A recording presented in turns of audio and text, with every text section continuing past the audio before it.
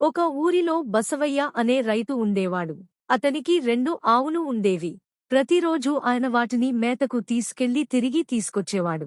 ఆవుల పాలతో వ్యాపారం చేస్తూ జీవించేవాడు. ఒకరోజు ఊరిలో పెద్ద గందరగోళం జరిగింది. పక్క అడవి నుండి ఒక పులి ఊరిలోకి చొచ్చుకొచ్చింది.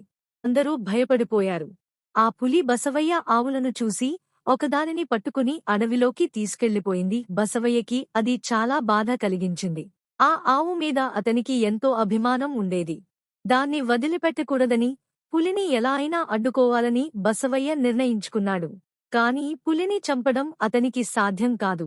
అందుకే అతను చాకచక్యంగా ఒక వ్యూహం ఆలోచించాడు. రేపు పులి మళ్లీ వస్తుందని అంచనా వేసిన బసవయ్య తన మిగిలిన ఆవు మేతకు తీసుకెళ్తున్నప్పుడు దాని గొంతు దగ్గర ఒక పెద్ద మట్టి బొమ్మను దాచాడు. ఆ బొమ్మలో chilli powder, fire crackers and గాజు పెంకులు నింపి దాన్ని చర్మంతో కప్పిపెట్టాడు. ఇంకొన్ని గంటల తరువాత పులి మళ్లీ వచ్చింది. మిగతా ఆవును కూడా దాని తీసుకెళ్లబోతుండగా ఆవు గొంతు దగ్గర ఉన్న బొమ్మ పులి నోటిలోకి పోయింది. దానిని కొరికి పులి కొద్ది క్షణంలోనే మంటలు, పొగలు, మిర్చిపొడి, దుమ్ము పైకి వెళ్లాయి. పులికి తట్టుకోలేనంత నొప్పి వచ్చింది. వెంటనే పులి అరుస్తూ పరుగెత్తి అడవిలోకి పారిపోయింది. అప్పటినుంచి ఆ పులి ఎప్పటికీ ఆ ఊరిలోకి రాలేదు. బసవయ్య తెలివితేటలతో తన రెండో ఆవును కాపాడుకున్నాడు. ఊరంతా అతని ధైర్యానికి ముచ్చటపడిపోయారు.